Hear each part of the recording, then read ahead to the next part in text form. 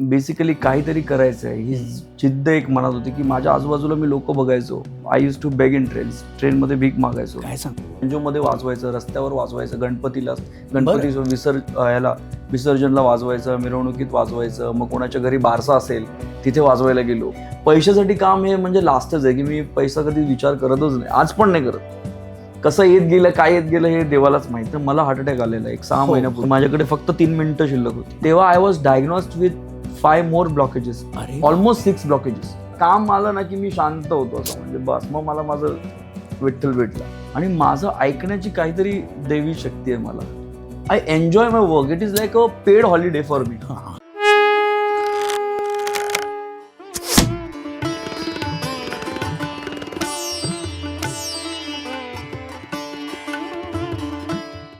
रसिको नमस्कार, मी पराग माटेगावकर. ध्येय वेडे कलाकारच्या या भागात तुमचं मनापासून स्वागत. रसिको, आपण बरेचदा फिल्म बघायला जातो. मुंबई पुणे प्रवासामध्ये छान गाणी ऐकत येतो. ते आपल्याला कानाला छान वाटतात, फिल्म सुंदर दिसते. याच्या मागे ॲक्टर ॲक्ट्रेसेस ते डिरेक्टर सगळे कारणीभूत असतात. पण अशी अनेक लोक आहेत ज्यांच्यामुळे त्या फिल्मला, त्या सॉंगला, त्या म्युझिकला एक वेगळं ग्रँजर येतं. अशा व्यक्तींपैकीच एक त्या कलाकाराला आपण भेटणार आहोत. त्याचं नाव आहे हितेश मोडक. हितेश, नमस्कार. तुझं स्वरश्रीच्या या ध्येयवेडे कलाकारमध्ये मनापासून स्वागत. पर्सनली स्वरश्रीतर्फे आणि माझ्यातर्फे thank you so much. Thank you so much. मला हितेश तुझ्यानं सगळ्या तू केलेल्या कामाबद्दल, करत असलेल्या कामाबद्दल ना ते खूप जाणून घ्यायची उत्सुकता आहे. कारण तू जे काय काम केलं आहेस, म्हणजे तू एक उत्तम अरेंजर आहेस, उत्तम कंपोजर आहेस आणि अनेक मराठी हिंदी फिल्म्स करता बॅकग्राऊंड म्युझिकचं काम केलं आहे. पण आज तू जो या टप्प्यावर आहेस ते काही सहजासहजी पोचलेला नाही आहेस. ते मला माहिती आहे, कारण आपण काही फिल्म्समुळे म्हणजे केतकीबरोबर तू करत असलेल्या कामामुळे किंवा महेशजींमुळे मला तुझा प्रवास माझ्या कानावर आहे.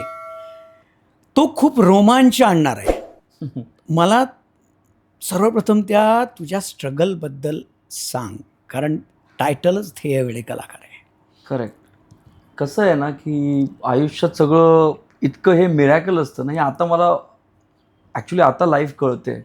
त्यावेळेला जर तुम्ही विचारलं की काय आहे, तर हे स्ट्रगल, मला हा स्ट्रगल हा वर्ड आत्ता कळतो की ते स्ट्रगल होतं. त्यावेळेला ते सर्वायवल होतं, एवढंच फरक होता. आणि बेसिकली काहीतरी करायचं आहे ही जिद्द एक मनात होती की माझ्या आजूबाजूला मी लोक बघायचो, तर त्यांना बघून शिकायला मिळायचं की काय बाबा, हे कोणी दारू पितंय, कोणी काय करतोय, कोणी काय करतोय. मला हे नाही करायचं आहे, मला काहीतरी वेगळं करायचं आहे माझ्यासाठी. आणि तशाच प्रकारे मला म्युझिक कुठून आलं मला माहिती नाही. पण जसं आहे की परिस्थिती अशा होत्या की म्हणजे we didn't had a choice. मग त्यावेळेला आपण समजा आपण कुठे काय गेलो आहे, काय करतो, बँजोमध्ये वाजवायचं, रस्त्यावर वाजवायचं, गणपती विसर्जनला वाजवायचं, मिरवणुकीत वाजवायचं. मग कोणाच्या घरी बारसा असेल तिथे वाजवायला गेलो. रात्रभर वाजवायचं. मग काही कोणाची हळदी असेल तर रात्रभर वाजवायचं. तसं करून म्हणजे मला इतकं कळलेलं की माझं काय होणार आहे तर म्युझिकमध्येच होणार आहे. त्या पलीकडे मला काहीच येत नाही. जर मला कोणी वॉचमॅनचं काम जरी दिलं त्याच्यानंतर, तेही मला पिऊन म्हणून मी काम, मला काही येणार नाही. मला येतं हे म्युझिकच येतं, हे मला कळलं होतं तेव्हाच. तर पण कसं आहे ना, आपल्याला आयुष्यात म्युझिक जेव्हा आपण म्हणतो, it is very personal. Music हे खूप पर्सनल आहे. हे असं नाही आहे की एखाद्याने दिलं आणि तुम्ही घेतलं आणि झालं नाही. ते तुम्हाला तुमच्या प्रवासातनंच तुम्हाला येणार, तुमचं आहे ते. तर जेव्हा मी सुरू केली, मला माहिती आहे की मी ट्रेनमध्ये, तेव्हा I used to beg in ट्रेनमध्ये भीक मागायचो. काय सांगतोयस? हो खरंच. तर ट्रेनमध्ये भीक मागताना तेव्हा असं वाटायचं की तेव्हा तर परिस्थितीसाठी होतं की पैसे मिळालेच पाहिजे, घरी जायचे, पैसे द्यायचे, तेव्हा पैसे तर मिळालेच पाहिजे. आणि समजा ट्रेनमध्ये पैसे नाही मिळाले की कोणाला विचारायचं, स्टेशनला बसलं आहे तर कोणी बोलायचं, इधर बैंड्रा में सलमान खान रहता है, इधर शाहरुख खान रहता है, वो लोग के घर के बाहर बहुत गर्दी रहता है, तो उधर जाके पैसा मांगो. मग मी हार्मोनियम घेऊन चालत तिकडे जायचो, तिकडे भीक मागायचो. तर तिथे लोक इतकी गर्दी असायची की मग त्यात थोडे पैसे मिळायचे मला. आणि मग ते ट्रेनमधनं तिथे पैसे कधी नाही मिळाले की गेलो सलमान खानच्या घरासमोर त्याची गाणी वाजवतोय आणि गातोय. हो, त्याच्या काय सांगतोय? घरासमोर. हो हो. आणि मग शाहरुख खानच्या घरासमोर जाऊन त्याची गाणी वाजवायची, तिथे लोक जमा व्हायची, तर पैसे मिळायचे थोडे. पण आता तू म्हणतोयस की वाजवायची, पण हे वाजवणं जे आहे बेसिक तर आहे ना, हे बेसिक हे कुठून हे शिकलंस? कसं होतं, आमच्या इकडे मंदिर होतं हनुमानाचं. हां, तर तिथे मी तिथे भजनाला जायचो. हो. आणि आमचे मित्र होते, त्याचे वडील हार्मोनियम वाजवायचे. बरोबर. तर ते वाजवताना बघायचो, ऐकायचो. आणि माझं ऐकण्याची काहीतरी दैवी शक्ती आहे मला. Correct. माझं इयरिंग पॉवर खूप स्ट्रॉंग होतं तेव्हा. तर मला ते सूरज्ञान तिथेच झालेलं. ते सूरज्ञान तिथेच होत होतं, ट्रेन होतो तुम्ही. आणि ते गेले की मग त्यांचं हार्मोनियम, मी म्हटलं मैं घर पे छोड के आता हार्मोनियम. तर ते घर पे छोड के आयो, याच्यामध्ये रिक्षा वगैरे लागायचं, रिक्षा पार्क असायचे, त्या रिक्षामध्ये हार्मोनियम ठेवायचो, तिकडे प्रॅक्टिस करायचो थोडा वेळ आणि मग घरी जाऊन सोडायचो. तसं करता करता करता करता मी थोडं थोडं एक एक भजन शिकलो. आणि मग काय असं. पण तू काम जेव्हा सुरू केलंस हां. ते एक कंपोजर म्हणून सुरू केलंस की अरेंजर म्हणून सुरू? नाही, पहिलं तर म्युझिशियन म्हणून. म्युझिशियन म्हणून. म्हणजे जेव्हा मी आमच्या टीचरांकडे, पियानो टीचरांकडे गेलेलो, तो किस्सा तर आता खूपच लोकांना कळलाच की त्यांच्याकडे कसं मी पोहोचलो. तर त्यांच्याकडे वाजवता वाजवता तिकडे खूप काही स्टार सेलिब्रिटीज लोकांची मुलं यायची. तर त्यांच्या थ्रू कॉन्टॅक्ट झाले. मग त्यांनी स्टेज शोला बोलवलं. मग आपण हे गणपतीला शोज करतो, तसे शोज करायचं सुरू केलं. मग ते भीम जयंतीचे शोज व्हायचे, ते सगळं करायचो. आणि मग ते करता करता कॉन्टॅक्ट वाढत गेले. मग त्या अगोदर मी बिअर बारमध्ये पण वाजवलेलं. तेव्हा लेडीज बिअर बारमध्ये वाजवायचे. तर ते काहीतरी संध्याकाळी 4 या 5 वाजेपर्यंत, रात्र 2-3 वाजेपर्यंत वाजवत असायचो बिअर बारमध्ये. दादरला एक टिप्सी बार होतं. हो, बरं. स्टेशनच्या समोर, तिथे पण वाजवायचो मी. पण आता तुझ्या कंपोजिशन्स खूप प्रसिद्ध आहेत. हो म्हणजे आता केतकीनेच गायलेला आहे सहावेना अनुराग. हो. तर आता एक पुरिया कल्याण तो राग आहे. म्हणजे आता मी पण एक म्युझिशियन आहे म्हणून मला माहिती आहे की तो पुरिया कल्याण आहे. पण तू जर म्हणतोयस की मी कधी शिकलोच नाही, कधीच नाही शिकलो. मग ही स्केल कुठून तुझ्या डोक्यात आली, कशी आली? मला आत्ता पण नाही कळत. आत्ता पण मी राग बेस जेव्हा गाणी करतो ना, त्याचं मला काहीच कळत नाही कुठून येते, काय येतं. हे फक्त डोक्यात आपोआप छापलेलं असतं. ते मी ॲज इट इज प्रिंट करतो. इतकंच आहे की मला गाणं पण इतकं, because I am not a guy trained guy, मला गाता तेवढं स्ट्रॉंगली, पण मी I can play and I can teach it to any singer they come. तर त्यांना जॅम करता करता मी सांगतो, हरकत वगैरे थोड्या त्यांच्या असतात हरकत, थोडा मी करून हे करतो आणि ते जॅम करून होतं. पांघरुणमधलं दुसरं गाणं ही अनोखी गाठ, ते विजय प्रकाशजींनी गायलेलं आहे. हो बरोबर. त्यालाही क्लासिकल बेस आहे. हो मग असे जेव्हा ट्रेंड सिंगर्स तुझ्या पुढे येतात, हो. मग तू आत्ता जरी म्हणाला तरी मग तू काही असं त्यांना वाजवून दाखवतोस का की मला या टाईपचं हवं आहे? नाही, मी ट्यून प्रॉपर, मी थोडी बहुत तर गातोच. म्हणजे सिंगरला समजवण्या इतकं तर गातो. आणि कीबोर्ड बरोबर प्रॉपरली वाजवून. बिकॉज मी माझं ॲज अ म्युझिशियन माझं ट्रेनिंग सुद्धा रणजित बारोटजींकडे झालंय ना. बरोबर. म्हणजे मी त्यांच्याबरोबर 12 वर्ष काम केलेलं आहे. क्या बात आहे. रणजित भाई आणि रहमान बरोबर आय यूज टू वर्क. तर हां, म्हणजे ते कसं आहे, ते खूप, दे आर कम्प्लीट म्युझिशियन्स. बरोबर. आणि त्यांच्या हाताखालून येणं म्हणजे it is a blessing it self. आणि त्यामुळे माझं क्लासिकल आणि वेस्टर्न झोन तिथेच माझं, आय वॉज गेटिंग ट्रेंड. तू एक उत्तम पियानिस्ट आहे. मी बघितलंय ते, कारण तू जेव्हा पहिल्यांदा पुण्यात आलास, पांघरुणचं म्युझिक लॉन्च होतं तेव्हा केतकीचा पियानो होता. मी तुला पियानो प्ले करताना बघितलंय.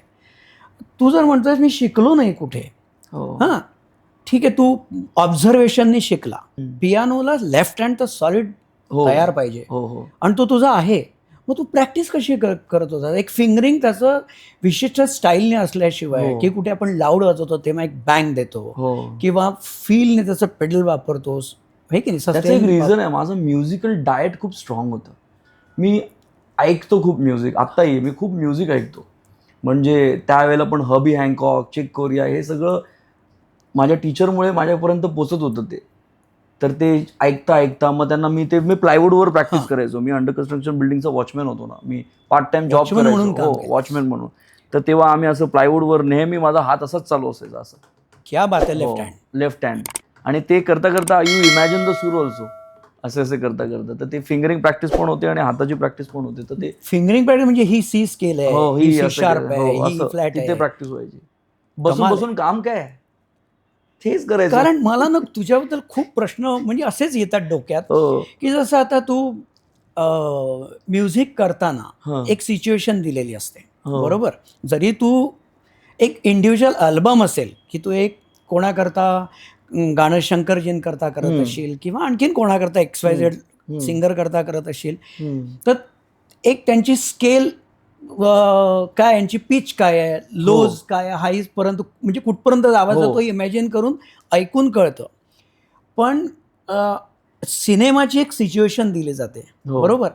त्यात एक बरीचशी गाणी तूच तुझी अरेंज करत असणार. नॅचरली तू कंपोजर आहेस तर तू अरेंज सगळी गाणी मीच अरेंज करतो. त्यामध्ये म्हणजे बिईंग ए म्युझिशियन मला ना खूप प्रश्न पडतो की सारंगी सारंगी आणि व्हायोलिन दोन्ही इन्स्ट्रुमेंट्स, बरोबर.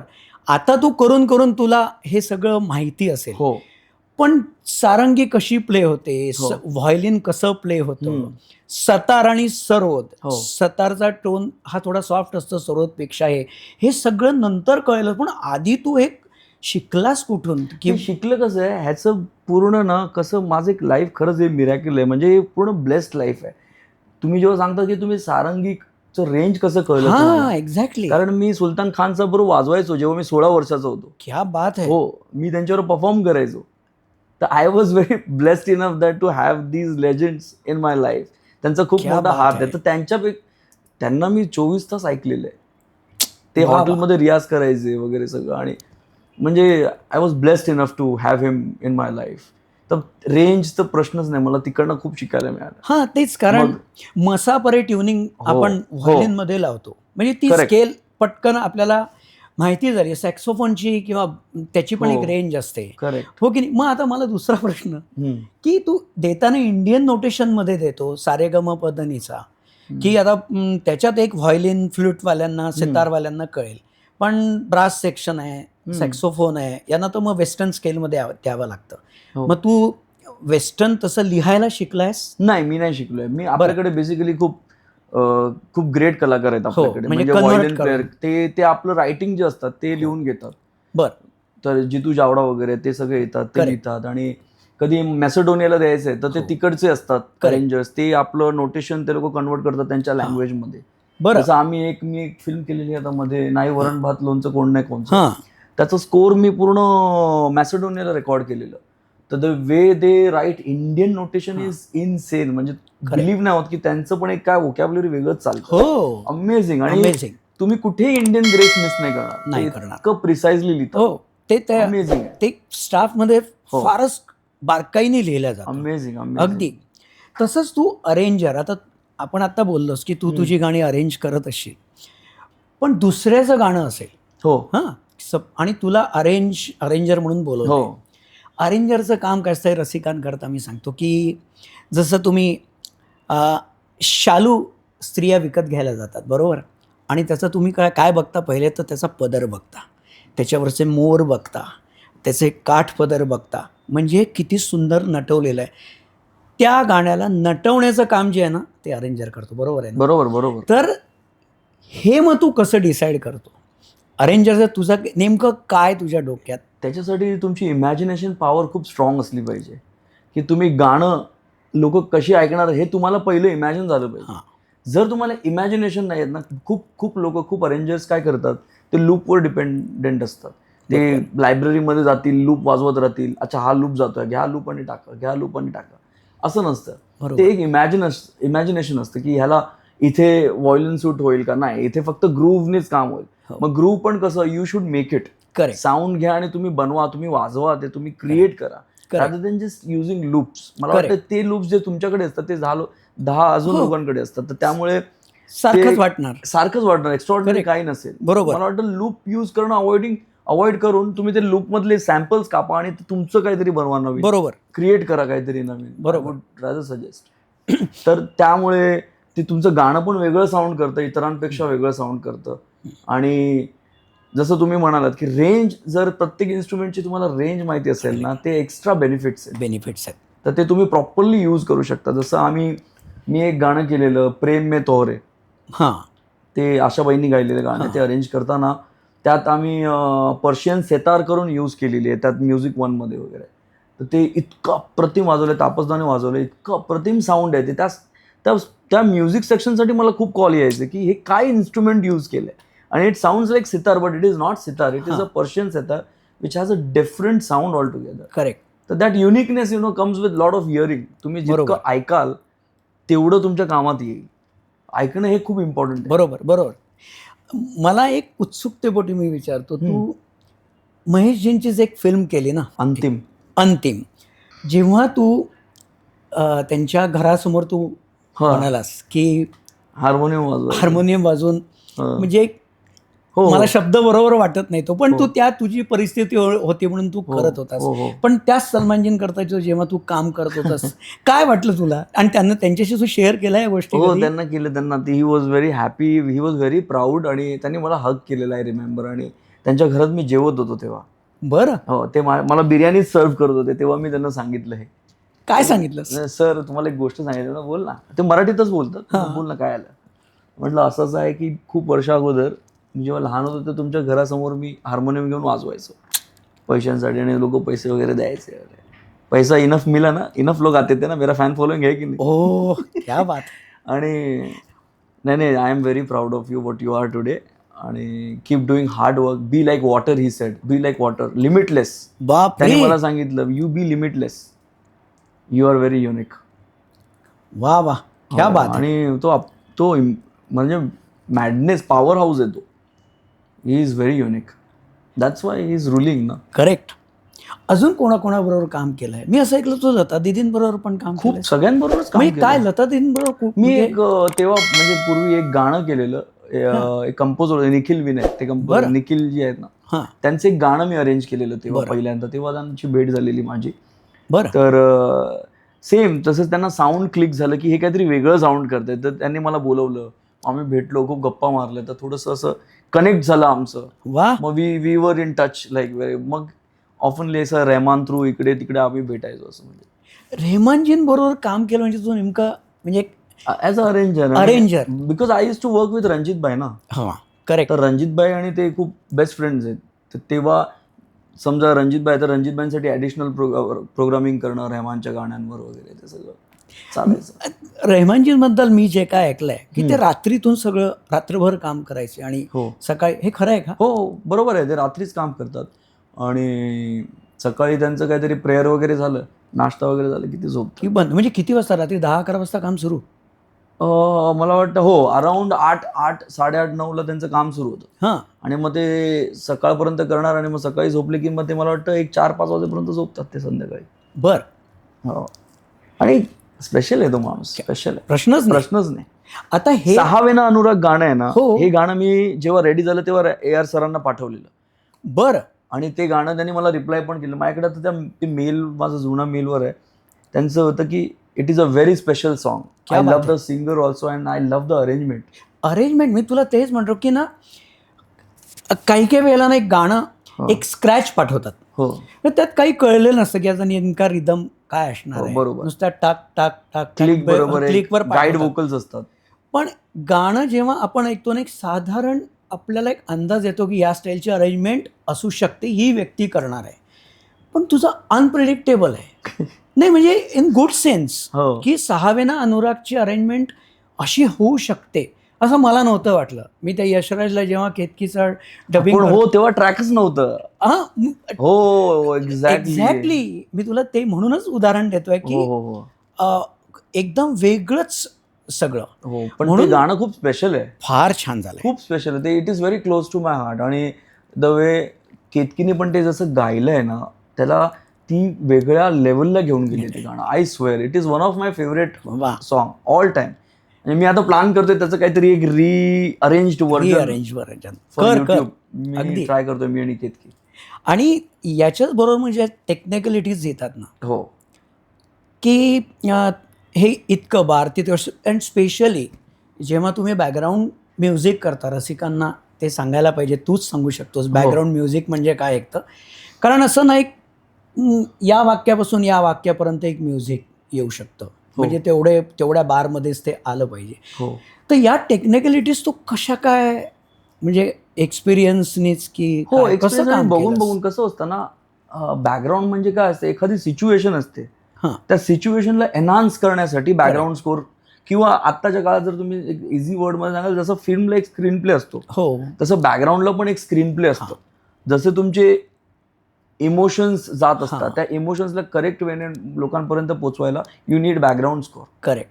एखादा सीन, आता समजा कोणी सीन तुम्ही एक एक्झाम्पल द्याल, कोणताही सीन समजा महाराजांची एंट्री आहे हो आणि महाराजांच्या एंट्रीला जर तिथे काही बॅकग्राऊंडच नसेल तर मजा तर ते मजाच येणार नाही, इम्पॅक्टच येणार नाही. काय चाललंय.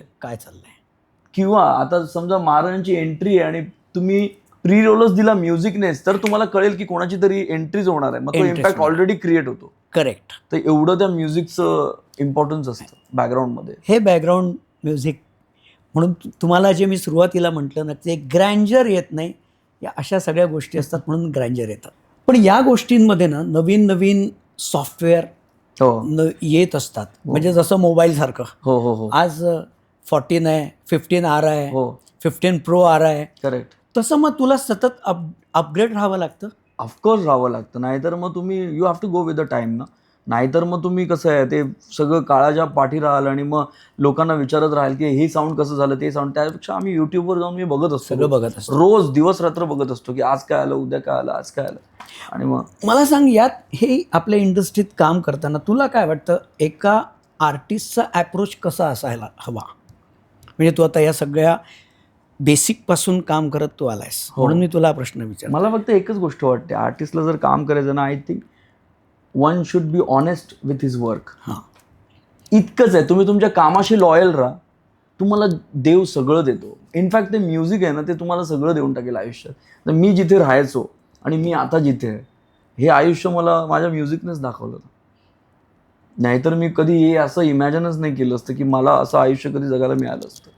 हे फक्त माझं म्युझिक आहे, दुसरं माझ्या आयुष्यात काहीच नाही आहे. आणि मला एक असंही वाटतं की बरेचसे लोकांना असं वाटतं की यात खूप पैसा आहे, हां, या इंडस्ट्रीत खूप पैसा आहे, कामात खूप पैसा आहे. तर असं खरोखर आहे का? म्हणजे त्यांचा खूप लोक असे हा विचार करून इथे येतात. तुला नाही, हा विचारच चुकीचा आहे. बेसिकली कसं आहे, फायनान्शियल स्टेबिलिटी कसं आहे मी तुम्हाला सांगतो. If you come in a no risk factor zone in this industry, किंवा प्लॅन बी जर तुमचं असेल ना आयुष्यात काही, तर हे वर्क होणार नाही. तुम्हाला 100% सॅक्रिफाईस लागेल इथे. करेक्ट. जर तुम्ही प्लान बी घेऊन इथे आलात की यार चल मैंने मास्टर्स किया है, मैंने ये MBA किया है, ये किया है, पहले म्यूजिक करके देखता हूँ, इधर हुआ तो ठीक है, नहीं तो वो इंजीनियरिंग कर लूँगा, ये कर लूँगा, वो कर लूँगा, या तो फिर मेरे डॅडी का बिझनेस कर लूँगा, असं नाही. या तो वाला नसतं. तुम्हाला पूर्ण 100% जीव की प्राण द्यावं लागेल इकडे. तुमचं किती आहे मागणं त्याच्याकडनं, त्याच्यावर डिपेंड करतं. तुमची किती जिद्द आहे त्या मागे. आणि म्हणजे मी तर खूपच अजूनपर्यंत मी खूप जिद्दी आहे. तर मी सोडत नाही, जोपर्यंत मला भेटत नाही तोपर्यंत सोडत नाही. आणि पैशासाठी काम हे म्हणजे लास्टच आहे की मी पैसा कधी विचार करतच नाही, आज पण नाही करत. कसं येत गेलं, काय येत गेलं हे देवालाच माहिती. आज पण मी विचारत नाही. पण मला इतकं माहिती आहे की मला एक गाणं करायचं आहे, त्यासाठी मला एवढे पैसे लागणार आहेत. तेवढं वी मेक शुअर की गाण्याला जेवढं लागणार आहे तेवढं आपल्याला वी आर गेटिंग पेड. बस तेवढंच आहे. बाकी त्याची इच्छा असेल तेवढं देईल आणि बस, आणि देतोच आहे. हो.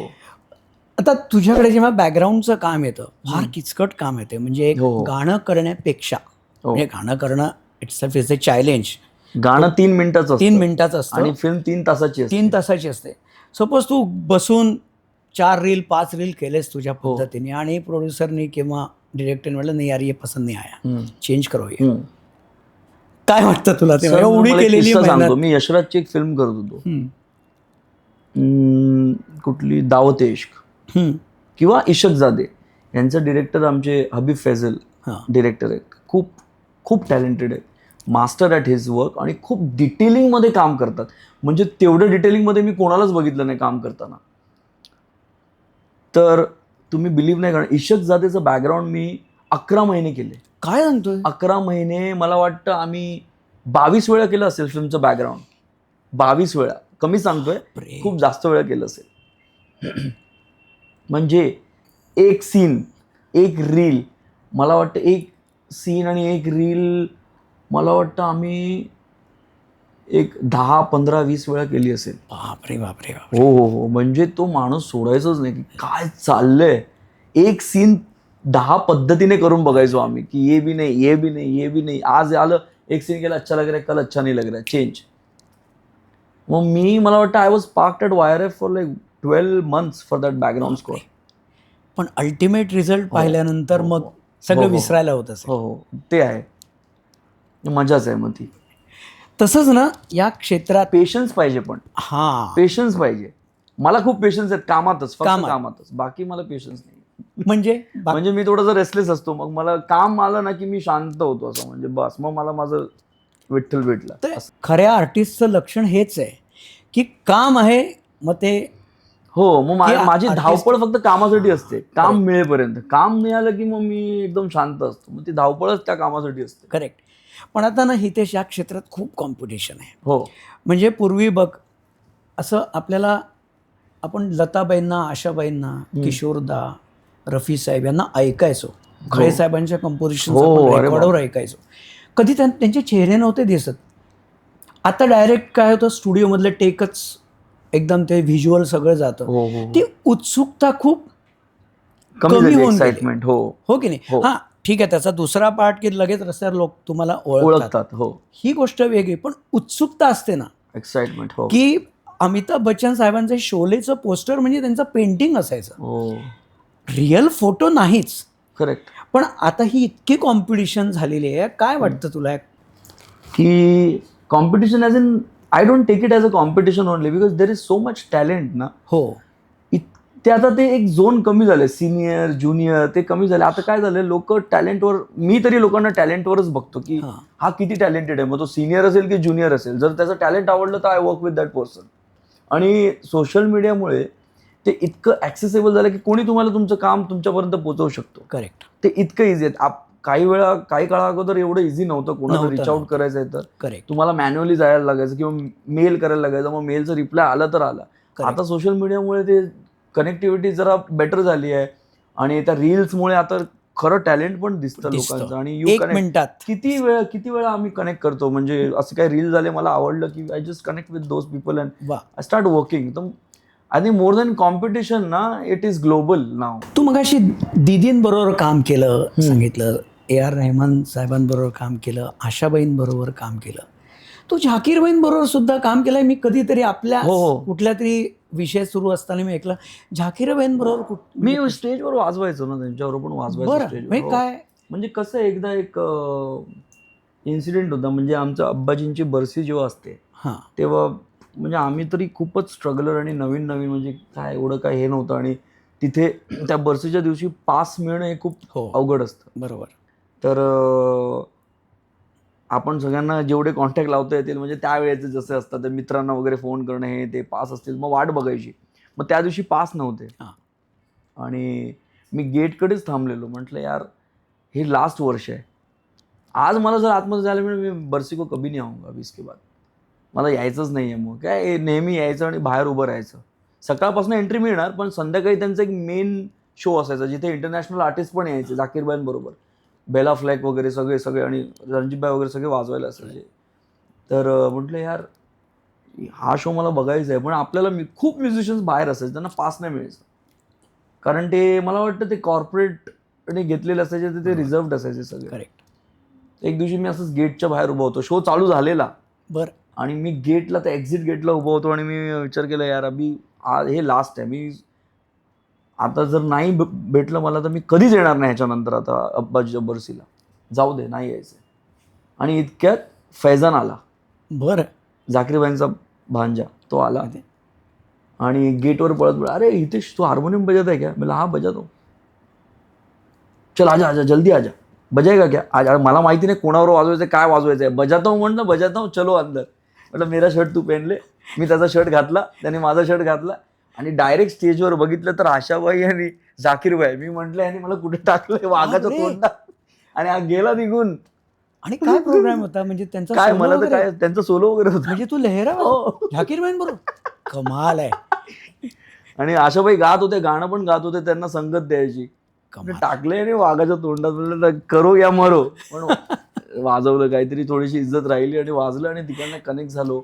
मग थोडे जाकीर भाई बरोबर शो केले. मग रणजित थ्रू जाकीर भाईंना परत भेटायला लागलो. वा, दॅट्स हाऊ.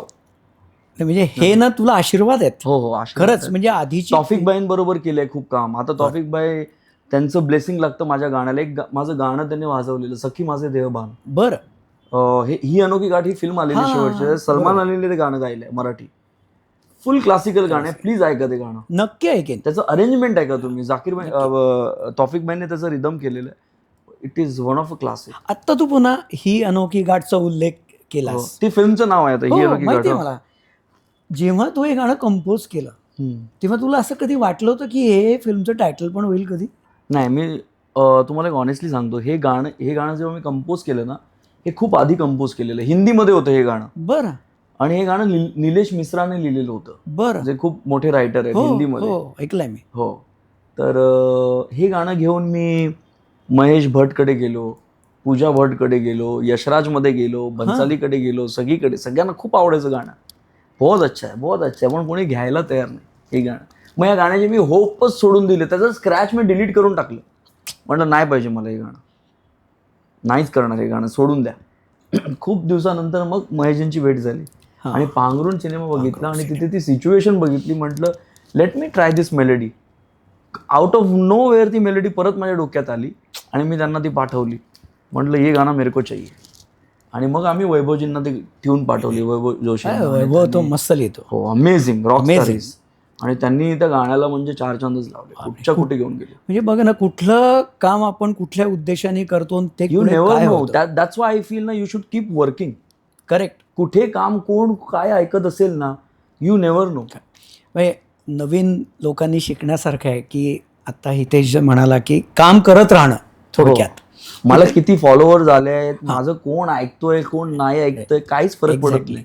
तुमचं काम जगात कोणी ना कोणी एक माणूस तरी ऐकत असेल ना. बरोबर. That is enough. करेक्ट. हे शेवटी कामच बोलतं. हो, अगदी. मला सांग, तू कुठल्या पद्धतीचं म्युझिक ऐकतोस? मी सगळं ऐकतो. मी वेडा आहे ॲक्च्युली. मी सगळंच ऐकतो. मी काही ऐकत असतो. मी म्हणजे कधी मी कॅरेबियन म्युझिक ऐकत असतो, कधी हिपहॉप ऐकत असतो, कधी क्लासिकल. आंचनबाई ऐकतो क्लासिकल ऐकायचं तर. म्हणजे रूट्समध्ये, एकदम रूट्समध्ये जातो. हां, बडे गुलाम अली खान साहेब, मग सलामत अली खान साहेब, यांना सगळ्यांना ऐकतो क्लासिकल ऐकायचं असेल तर. आणि इथे तर खूप आर्टिस्ट आहेत वेस्टर्नमध्ये टू एक्सप्लोअर. क्विन्सी जोन्स आणि हे सगळे नावं आहेत, त्यांच्याकडे आपण ऐकून ऐकून शिकतो आपण. मला एक थोडंसं विचारायचं वेगळा हो प्रश्न. मी इतक्यात या आफ्टर कोविड म्हण किंवा कोविडच्या वेळेला म्हण, मी खूप हेल्थ इश्यूज इंडस्ट्रीत आपल्या बघितले. हो आणि स्पेशली ना कोविड नंतर. हो. तर कशामुळे असावं असं वाटतं तुला? हे या ज्या गोष्टी आहेत की हे प्रेशरमुळे किंवा हे कमिटमेंट खूप असतात, धावपळीचं लाईफ, काय तुला काय वाटतं? नाही, मला ॲक्च्युली मला पण, तुम्हाला माहिती असेल की नाही माहिती नाही, मला हार्ट अटॅक आलेला एक 6 महिन्यापूर्वी. हो, मला माहिती आहे. 6 महिन्यापूर्वी मला हार्ट अटॅक आला आणि I was working on this film, महेशजींची फिल्म निरवधी. हो, त्या फिल्मचं बॅकग्राऊंड करत होतो मी इथेच याच घरात. हां, आणि 4 वाजताच्या सुमारास मला हार्ट अटॅक आला. आम्ही हॉस्पिटलला पळालो. हार्ट अटॅक चालू होता माझा आणि माझ्याकडे फक्त 3 मिनिटं शिल्लक होती. म्हणजे मी जेव्हा हॉस्पिटलमध्ये पोहोचलो, मी गाडीतच 2 वेळा पासआउट झालेलो. काय सांगतो? हो हो हो. म्हणजे जीव जाऊन परत आला माझा. अरे जीव बाबा. गेलेलाच होता. हे मला एवढं नव्हतं माहिती. हो, खूप सिरियस. बापरे. आणि मग हॉस्पिटलमध्ये पोचलो तेव्हा सगळं डॉक्टरांना वाटलं की मी स्मोक वगैरे करतो, खूप ड्रिंक करतो. पण तसं काहीच नाही. मी ना कधी आयुष्यात स्मोक केलंय ना ड्रिंक केलंय, काहीच नाही केलंय. आणि तुम्ही जर लाईफस्टाईल सांगता ना की हा रात्री झोपत नाही, हां, मग बाकीच्यांना पण जर हार्ट अटॅक येतं ते लोक रात्री झोपलेले असतात. झोपतात. मग हे कसं काय तुम्ही मला? मी कारण दिवसात झोपायचो ना. करेक्ट. आणि मी रेग्युलर एक्सरसाइज, हां, वर्कआउट आणि हे आपलं स्विमिंग, डाएट आणि सगळं प्रॉपर होतं. I was always in shape. तर मला काय झालं, तर मला वाटतं कोविड नंतर हे मला कळत नाही काय कशामुळे झालं असेल. खूप खूप असं अनऑफिशियल रिझन देतात की कोविडचं वॅक्सिन असेल, त्यामुळे झालं असावं. त्याच्यानंतर मग माझी सर्जरी झाली, एन्जिओप्लास्टी झाली आणि मला वाटलं आता झालं सगळं बरं. म्हणजे महेशजी वगैरे मला होते माझ्या सपोर्ट. त्यांनी सांगितलं की त्यांना पण 2 स्टेंट आहेत त्यांना, कुछ नाही होत आहे, तू डर मत. हां ठीक आहे, काय प्रॉब्लेम नाही. मग I started within I think 4 days I started working. 4-5 days I was working on international track. ते एका कंपनीसाठी आम्ही करत होतो गाणं. तर ते गाणं करण्यात बिझी झालो. मग मस्त व्यवस्थित सगळं हे झालं. मग झालं आणि मग 4-5 महिन्यांनी काय झालं की मला परत तो पेन यायचं सुरू झालं. कामाच्या मध्ये खूप पेन यायचं आणि मी 30 सेकंद पण चालू शकत नव्हतो. म्हटलं यार हे काय झालं. मी डॉक्टरांशी गेलो, परत ते 2D इको वगैरे केलं. म्हटलं नाही सगळं नॉर्मल आहे. म्हटलं नाही नॉर्मल आहे, मला काहीतरी भयंकर त्रास होतोय. मी माझ्या बॉडीचं खूप ऐकतो. तर परत 3 दिवसांनी मला खूप त्रास व्हायला लागला. मी डॉक्टरांना फोन केला. म्हटलं तुम्ही माझी एन्जिओग्राफी कराच म्हणजे करा. मला तुम्ही सांगूच नका की काय नाही आहे, हे साईड इफेक्ट आहे सर्जरीचे. तर मी फोर्स केलं त्यांना. त्यांनी माझी एन्जिओग्राफी केली दुसऱ्याच दिवशी. तेव्हा I was diagnosed with 5 more blockages, almost 6 blockages in my heart right now. बापरे. पण मला पुन्हा तोच प्रश्न, मग हे याचं कारण काय? कारण त्याचं काहीच नाही आहे. पण मग असं वर्क प्रेशर होतं? नाही, मग वर्क प्रेशर तर बिलकुलच नाही. मी तुम्हाला सांगतो ना, I enjoy my work. It is like a paid holiday for me. Somebody is paying for your holiday. Music तर आपल्याला करायचंच आहे ना, आपण इथे म्युझिक करण्यासाठी आहे. आणि if somebody is paying for that, it is a paid holiday. पण याच्यावरून एक शिकण्यालायक आहे की प्रत्येकाने खूप हेल्थ कॉशियस राहायला पाहिजे. आपल्या 100% राहिलं पाहिजे. की नाही तर बरेच जण असे उदाहरण आहेत. अरेंजर्स मध्ये काय होतं ना, अरेंजर इज अ कसं काम आहे ते, बसून एकदा माणूस बसला की बसला 8-8, 10-10 तास. मी तर पूर्ण रात्र काम करायचो. मी दिवस काम करायचो, रात्र काम करायचो आणि कधी काय कळलं नाही. पण कसं आहे ना, आपण बॉडीला खूप मिसयूज करतो आपल्या बॉडी. एक्झॅक्टली. म्हणजे बॉडी काहीतरी सांगत असते, साईन देत असते बॉडी. म्हणजे तू जे, मला तेच वाटतंय की तुला पटकन म्हणजे असं वाटलं काहीतरी घडतंय आणि डॉक्टर म्हणत होते नॉर्मल आहे, तरी तू त्यांना म्हटलं नाही मला टेस्ट करायचीच आहे. मी फोर्स केलं त्यांना. म्हणजे हे खरंच शिकण्यालायक आहे. म्हणजे थोडंसं लक्षात घ्यायला पाहिजे कलाकारांनी सुद्धा किंवा आपल्या इंडस्ट्रीत काम करणाऱ्यांनी सुद्धा. माझं तर एवढं सिरियस झालेलं सांगतो तुम्हाला मी. जेव्हा मला डायग्नोज झालं ना, मला तर चक्करच आली ऐकून की मला 6 ब्लॉकेज आणि your body has a tendency of creating blockages असं सांगितलं ना, मला चक्कर आली आणि मी कोलॅप्स झालो तिथे. मग मी मेधाताईंना बोलवलं, आपलं महेशजींना आणि मेधाताईंना बोलवलं. मग ते मला घेऊन हॉस्पिटल टू हॉस्पिटल फिरत होत्या मेधाताई माझ्याबरोबर. म्हणजे ती तर खरंच देवीच आहे ती खरंच. हो. आणि महेशजी पण सगळ्यांना कॉल करतायत, राजसाहेबांना कॉल, हे ते सगळं. आणि राजसाहेब पण इथे तिथे कॉल करत होते. आणि मग तिथे कळलं की एका डॉक्टरांनी आम्ही बसून सगळं, त्यांनी माझी CD वगैरे बघितली हार्टची आणि त्यांनी सांगितलं की he will die in 4 days. हो. 4 दिवसात हा मरेल, ह्याला आत्ताच्या आत्ता इंजेक्शन द्या पोटात. हो. आणि हे सगळं घडत असताना आम्ही हॉस्पिटल टू हॉस्पिटल जातोय सगळे. पण ते मला विचारत होते, चालत आलास इथपर्यंत? हे सगळं चाललं होतं. आणि खूपच अवस्था होती तेव्हा. आणि मग 4 दिवसात मरणार ऐकलं. मला काय खूप विश्वास आहे देवावर आणि आपल्याला प्रेम करणारी लोक पण खूप आहेत, आशीर्वाद आहेत. तर खूप पॉझिटिव्ह होतो मी. म्हटलं काहीही असेल फाईट करीन मी. आणि आय एम स्टील फायटिंग. मग त्याचं 4 दिवसाचं डॉक्टरने सांगितलं 8 महिने आहेत मॅक्स तुला. मग त्याच्यात त्यांनी आम्ही राजसाहेबां थ्रू आणि महेशजीं थ्रू आम्ही या डॉक्टरांना भेटलो. ॲक्च्युली मेधाताईने मला वाटतं 500 कॉल केले असतील त्या 1-2 दिवसात. एवढ्या डॉक्टरांना फोन केलं त्याने. आणि रमाकांत पांडांची अपॉइंटमेंट घेतली मेधाताईने आणि मला घेऊन आले. तर तेव्हा त्यांनी सांगितलं की you don't need a bypass. आणि मग त्यांनी मला मेडिकेशन आणि EECP करून थेरपी दिली. त्यात माझं हार्टचं पंपिंग परत 100% वर आलं. ते 35 सेशन घेतले. तर ही जी माझी लास्ट 2 महिन्याची जी जर्नी होती ना, खूप डिफिकल्ट होती. म्हणजे emotionally also to keep up with that. पण मला खरंच सांगायचं की म्युझिकने आणि ही आमचे जवळची माणसं आहेत, त्यांनी मला खेचून बाहेर काढलंय. क्या बात आहे. आता तू नवीन कुठले प्रोजेक्ट्स करतोय? नवीन आता एक इंटरेस्टिंग फिल्म येते, निरवधी. निरवधी महेशजींची आणि सुबोध भावे आणि गौरी येतात. आणि त्यात गाणे खूप सुंदर झाले. एक गाणं श्रेया घोषालजीने गायलंय, एक गाणं सोनू निगमजीने गायलंय, एक गाणं शंकर महादेवनजीने गायलंय आणि एक गाणं आर्या आंबेकरने गायलंय, त्यात लावणी. अप्रतिम गाणी झाली आहेत ती. खूप म्युझिकल आहे. आणि एक राजा माऊली करून त्यांचीच फिल्म येते, त्यात एक गाणे आणि त्याचं बॅकग्राऊंड स्कोर केलंय. तर ती पण एक वेडी फिल्म आहे. खूप खूप छान एक्सपेरिमेंट आहे ती फिल्म. म्हणजे त्यात गाणं आहे. एक हिंदी फिल्म आता करतोय, तिचं नाव नाही सांगू शकत, पण ती आहे, आता सुरू आहे काम हिंदी फिल्मचं. एक हिंदी सिरीज केली आहे, वा, ती पण आता येणार आहे.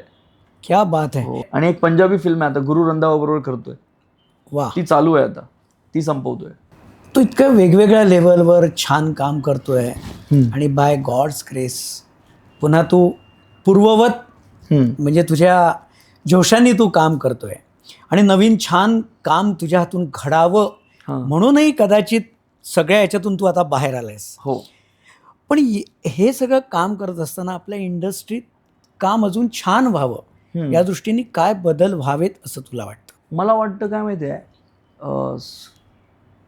सगळ्यांना इक्वली चान्स दिलं पाहिजे. पहिली गोष्ट, लोकांना लवकर जज करू नका, कोणी कुठल्याही डिपार्टमेंटमधली लोक असतील. आणि बेसिकली कंपोजर्सला कसं असतं, ॲक्टर्स आणि जे कलाकार असतात त्यांना एक चेहऱ्यामुळे त्यांची एक ओळख असते, त्यांना खूप प्रायोरिटी मिळते आपल्या इंडस्ट्रीमध्ये. तसं टेक्निशियन्सला मिळत नाही तशी प्रायोरिटी, ते खूप सफर करतात. ते 100%. मी तुम्हाला सांगतो, अवॉर्ड शोला वगैरे जाता ना तुम्ही, अवॉर्ड शोला बघा ना, इतकी काम केलेली माणसं आहेत, त्यांना कोणी कुत्र पण नाही विचारत, एक साधारण फोटो पण नाही काढत कोणी, काहीच नाही. अवॉर्ड मिळालेल्या लोकांना पण फोटो काढायला वाट बघावी लागते तिकडे. हो, तिथे एक ऍक्टर येतो फक्त अपीअरन्ससाठी, त्याचे किती फोटो काढत असतात. हे सिम्पल, हे मला वाटतं इक्वल झालं पाहिजे. म्हणजे मला असं म्हणजे आठवत आहे की पूर्वी जुन्या फिल्म जर तू बघशील तर त्यातनं असिस्टंट म्हणून नाव यायचं अरेंजरचं. हो हो हो.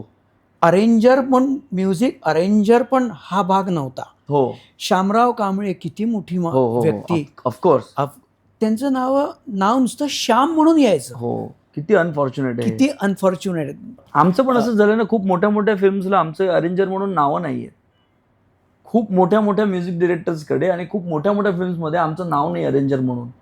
तर you can't even talk about it की तुम्ही कुठे कुठे काय काय काम केलंय. हा बदल नक्कीच व्हायला आता झालाय. मला वाटतं आताचं जे जनरेशन आहे ना, ते खूप व्यवस्थित झाले. आता क्रेडिट पण प्रॉपरली मिळतात सगळ्यांना. We make sure that proper credit मिळतं. आणि आता we are at a level, देवाच्या कृपेने, की वी कॅन टेक स्टँड आणि वी कॅन टेल देम की बाबा हे माझी लोक आहेत आणि यांना क्रेडिट मिळालं पाहिजे. करेक्ट. We make sure. अनिलजी लताबाईंबरोबर कायम त्यांच्या लताजींच्या उजवीकडे दिसायचे हार्मोनियम वाजवण किंवा कंडक्ट करताना दिसायचे, म्हणून लोकांना अनिलजी माहिती आहेत एक अरेंजर म्हणून. पण अन्यथा कोणालाच माहिती नाही पडलं. It is a thankless job, I am telling you. आणि अरेंजरचं किती काम करावं लागतं. हो, खूप कमी क्रेडिट देतात, खूप कमी लोक क्रेडिट. एक रणजित भाईकडनं ते शिकायला मिळतं की you shouldn't be insecured about your work. त्यांनी नेहमी असं पुढेच केलंय मला. त्यांचा एक किस्सा मला आठवतो. इशक जादेचं बॅकग्राऊंड ते करत होते आणि ते खूप बिझी होते त्यावेळेला. जॉन मॅक्लॉफ्लिन बरोबर टूर चालू होतं त्यांचं, त्यामुळे ही वॉज टोरिंग. तर ते मला करावं लागलं त्यामुळे. तर मी करत होतो बॅकग्राऊंड. तर मला एक दिवशी मला असंच बसून सांगत होते अबाउट लाईफ. तर म्हटलं, the day you take this work from my hand तब समझ जाना की तुम कुछ बन गए. क्या बात आहे. आणि नेक्स्ट फिल्मच मला मिळाली. वा. दावत इश्क माझ्या नावाने मिळाली मला, यशराजची फिल्म. काय, आणि मी त्यांना फोन केला आणि विचारलं, सर मेरे को ये डायरेक्ट यशराज से कॉल है, ये फिल्म में लू क्या? सर, अरे क्या पूछ रहे तू करेगा तो सबसे ज्यादा खुश मैं होऊंगा, तू ले बिंदास कर फिल्म. असं बोलणारा गुरु पाहिजे सगळ्यांना. आज काय लोक इन्सिक्युअर्ड होतात. बरोबर. अरे तू मेरे क्लायंट के पास तू कैसे गया, मत कर. कोणी दुसरं असं म्हटलं असं, पण रणजित भाईने सांगितलं, नाही I am very proud of you, you should do it. वा वा. तिकडनं मला किती त्यांचे YRFचे किती फिल्म्स केल्या मी त्याच्यानंतर. बापरे. वा हितेश, खरंच तुझ्याशी बोलून ना खरंच मजा आली. खरंच मजा आली. म्हणजे कारण तुझा प्रवास हा खूप इंटरेस्टिंग आहे आणि तू करतोय ते काम खूप छान आहे, एक वेगळं ग्रँजर आहे. अजून कामाला आशीर्वाद लागले पाहिजे, लोकांपर्यंत पोहोचले पाहिजे माझं काम. ऑलरेडी तुझ्या मागे किती आशीर्वाद आहेत आणि म्हणूनच त्या तुझ्या हेल्थ प्रॉब्लेम मधून तू बाहेर आलायस. हो, थँक्यू सो मच. असंच काम कर आणि छान म्युझिक आमच्या कानावर येऊ दे, त्याचा आनंद आम्हाला मिळू दे, अशी एक देवाजवळ प्रार्थना. Thank you so much. आणि पुन्हा एकदा थँक्यू. मला पण खूप मजा आली. खूपच कॅज्युअली आणि खूप रिअल होतं, तर कॅन्डिड होतं, मजा आली.